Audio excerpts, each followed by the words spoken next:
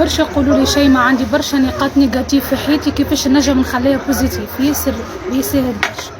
اول حاجه انك باش تتخلص من الحاجات السلبيه اللي عندك، انك لازمك تكون عندك اولويات في حياتك. يعني ما تنجمش انت عايش هكا وما عندكش اوبجيكتيف معين، ما عندكش اولويات في حياتك، تحس وقتك الكل ضايع في حاجات مما لا يعني اكيد الحكايه الكل انك تنظم وقتك، الحكايه الكل نظام في الوقت، انك لازمك تخصص وقت.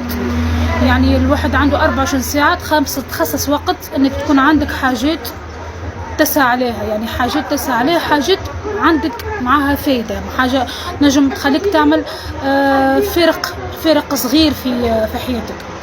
هذه الحاجة الأولى. ما تقعدش يعني عندك أفكار لكن مش قاعد إنك تحللها. الأفكار هذيك تقعد ديما حاسة روحك فك التفكير المحدود، إني ناكل نشرب، عندي عادات نعيش فيها كل يوم، لكن العادات هذيك ما فماش تغيير، جوست تغييرات معناتها عادات ما عندها ما تزيدك. دونك كما نقولوها الوقت ثمين جدا، يقول لك الوقت مثل السيف، اذا لم تقطعه قطعك. لازمك تكون عندك اولويات، لازمك تتطور في مهاراتك، تقرا كتب، تتبع حاجات تفيدك، تعمل لك الفلوس.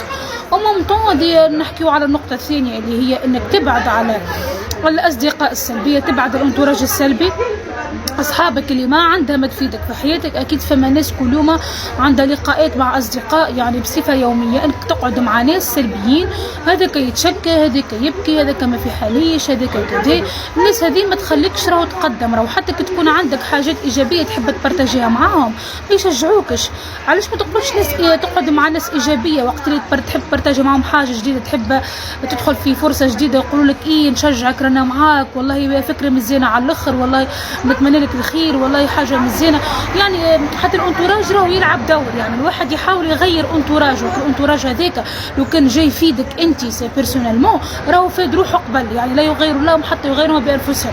اهم حاجه تبعد عن الناس السلبيه وتحاول تعمل تغييرات جديده لحياتك. واهم من هذا الكل زاده انك تغير العقليه الاقتيمه اللي عندك، باش تقعد تعيش بها على مدى طويل، اللي هي العقليه المحدوده اللي عندك ما تنجمش تقدم. لازم تفهم تغيير عقليه جديده باش تنجم تعيش حياه جديده اللي انت تحب عليها. شكرا لكم، مساج وسلام.